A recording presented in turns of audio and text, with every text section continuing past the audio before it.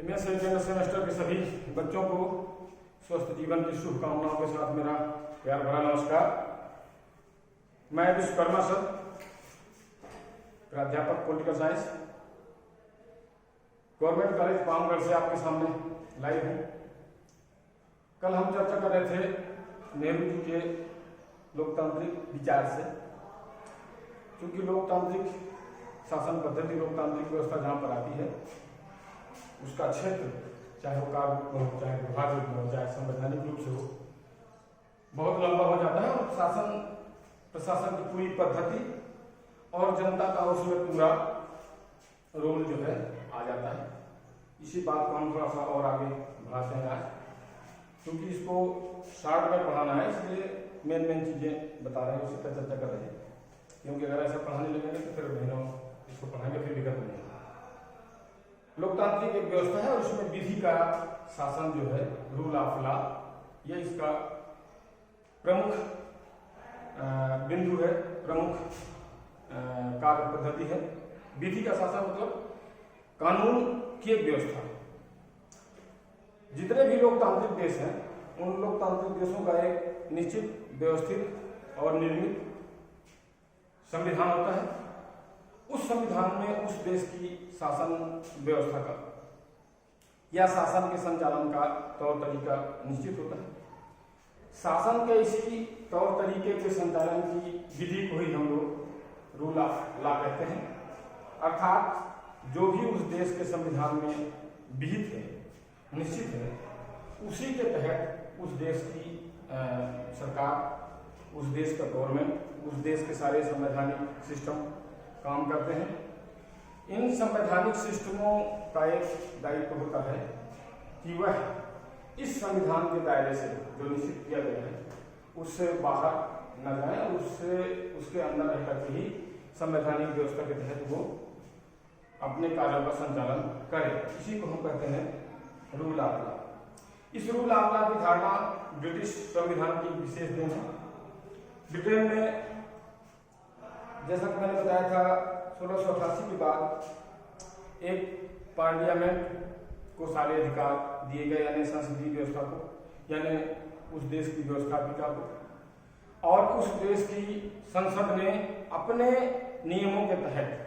अपनी शासन पद्धति का संचालन करना सुनिश्चित किया और उस शासन संचालन को ही उस देश ने स्वीकार किया या उस देश की आवाम ने स्वीकार किया। और यह पद्धति जो है वो दुनिया में एक प्रयोग के तौर पर आई और यह प्रयोग इंग्लैंड में विशेष रूप से सफल हुआ। अब सफल इसलिए कि 1688 के बाद इंग्लैंड में कोई भी इसके खिलाफ क्रांति नहीं हुई, इसके खिलाफ कोई आवाज नहीं उठी और राजा या वहां का संवैधानिक प्रधान, प्रमुख और जनता की चुनी हुई सरकार यानी पार्लियामेंट, इस बीच में कोई मतभेद या गतिरोध नहीं उत्पन्न हुआ। और इस गतिरोध के न उत्पन्न होने का कारण यह है कि राजा के सारे अधिकार जो पहले एक व्यक्ति या एक समुदाय में निहित रहते थे वो जनता की इकाई में समाहित हो गए और जनता की चुनी हुई वही इकाई उन अधिकारों का संवैधानिक प्रयोग सरकार के माध्यम से करने लगी। और ये निरंतर 17वीं शताब्दी, 18वीं शताब्दी, 19वीं शताब्दी, 20वीं शताब्दी भी हम अभी देखते हैं कि इस सिस्टम में कहीं कोई गतिरोध उत्पन्न नहीं हुआ। अब गतिरोध न उत्पन्न होने का मतलब ये कि वह शासन व्यवस्था उस देश के अनुकूल है, वहाँ की आवाम के अनुकूल है, वहाँ की जनता के अनुकूल है और जनता उन अधिकारों के सरकार के द्वारा किए गए प्रयोग से और किए गए कामों से संतुष्ट होती है। और जो भी जनता की चुनी हुई सरकार तय कर लेती है पार्लियामेंट्री कानूनों के द्वारा, रूल्स के द्वारा, वह उस देश के लिए उपयुक्त है। तो इसका प्रयोग, जैसा कि लोकतंत्र की प्रारंभिक इकाई इंग्लैंड से शुरू हुआ और यही प्रयोग दुनिया के अन्य जितने देश बाद में इंडिपेंडेंट हुए और उन्होंने अपनी संवैधानिक व्यवस्था को अपनाया, तो उन्होंने अगर अपने यहाँ लोकतांत्रिक ढांचा स्वीकार किया तो उसने इस बात की प्रतिबद्धता जाहिर की कि हमारे देश में भी रूल ऑफ लॉ का पालन किया जाना चाहिए। यही संवैधानिक तौर तरीका हमारे देश में भी अपनाया गया और हमारे देश में भी इस बात की आवश्यकता महसूस की गई कि हमारे देश का भी एक निश्चित संविधान है और उस संविधान में सारी चीजें निश्चित हों और उन्हीं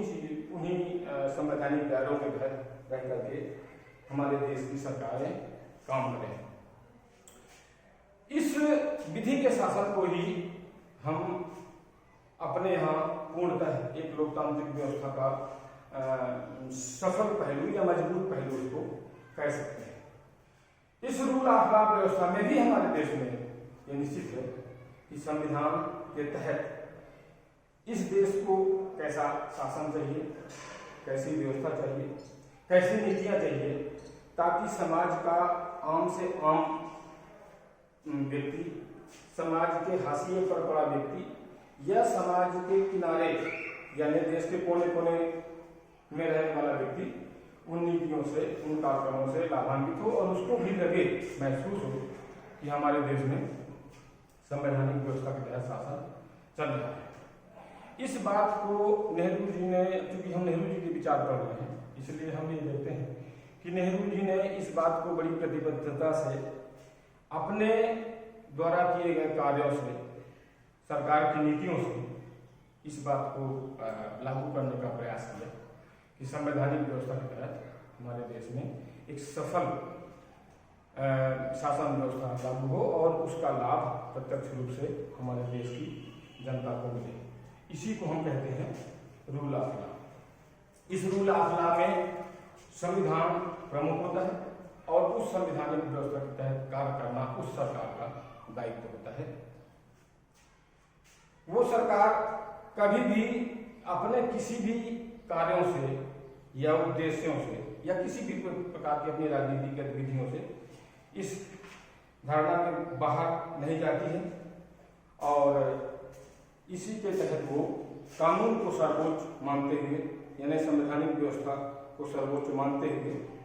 वह काम करना अपना संवैधानिक दायित्व समझती है। नेहरू का चूंकि इस बारे में विशेष चिंतन था और नेहरू ने इसका पर्याप्त प्रयोग भी किया, इसके लिए उन्होंने अनेक देशों के अधिनायकवादी शासन व्यवस्थाओं का विरोध किया, उसकी उपेक्षा की और अपने देश में एक संवैधानिक लोकतांत्रिक व्यवस्था को लागू करने के प्रति वचनबद्धता दिखाई तथा अपने इसी विरोध के कारण उन्होंने लोकतंत्र का जो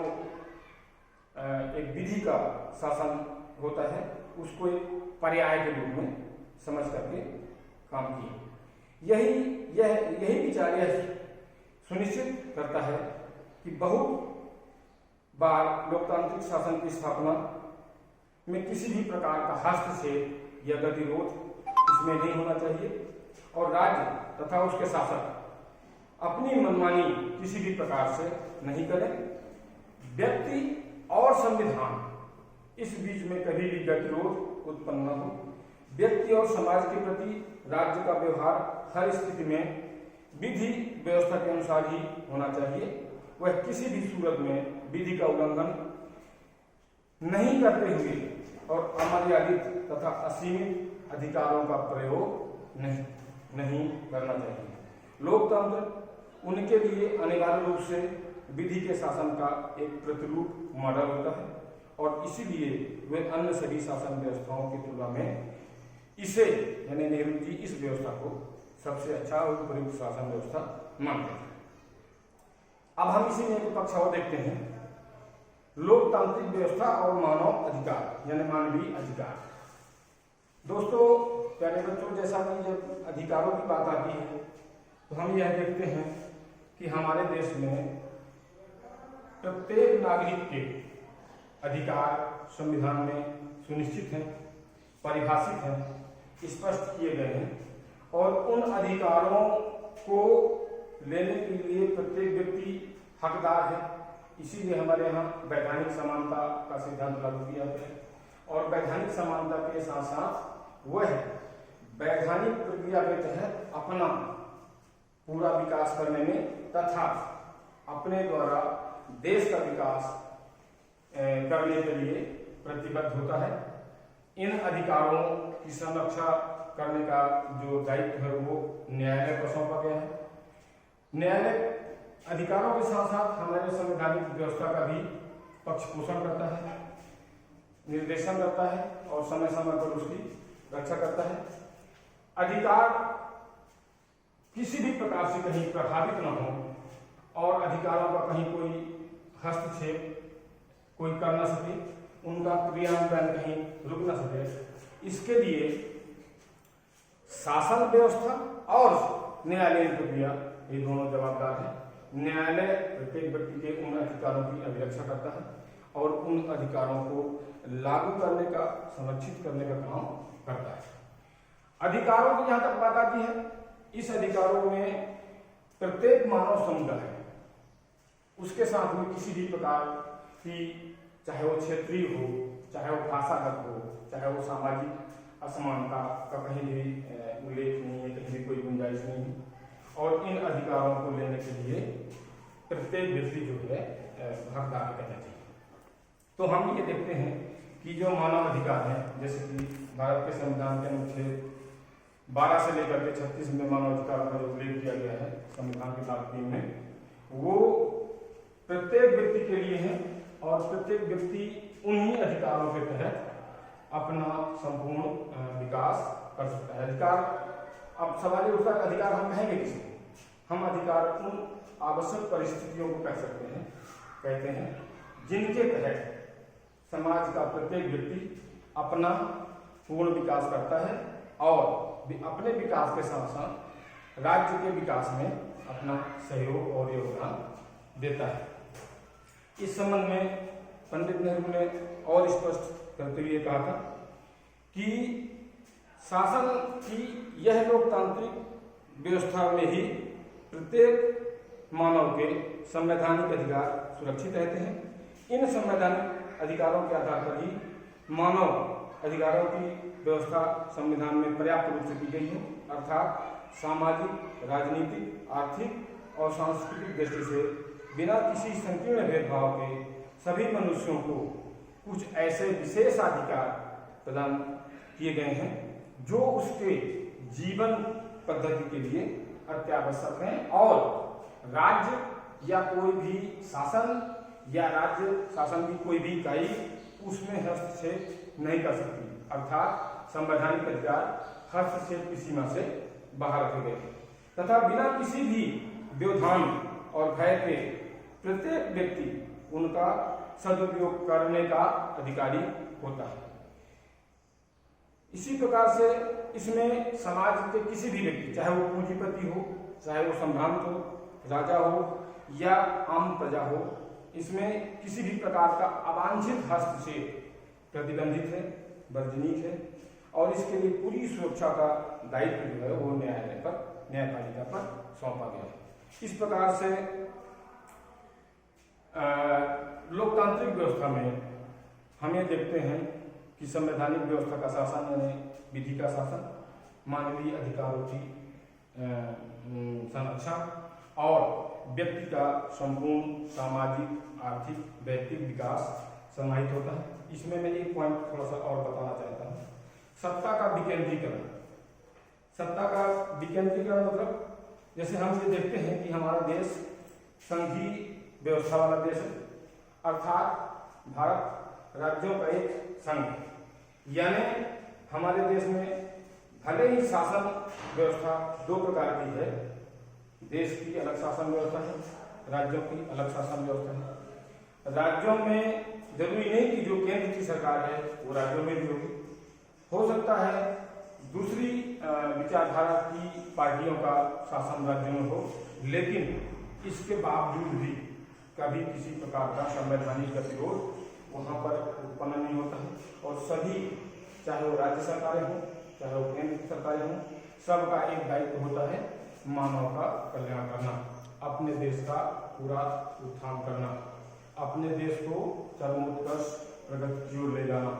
प्रत्येक व्यक्ति को समान अवसर उपलब्ध कराना, प्रत्येक व्यक्ति के विकास में उस राज्य की सरकार का सहयोग मिलना या राज्य सरकार का सहयोग देना, साथ ही साथ सामाजिक व्यवस्था और सामाजिक गतिरोध को समाप्त करना, मानवीय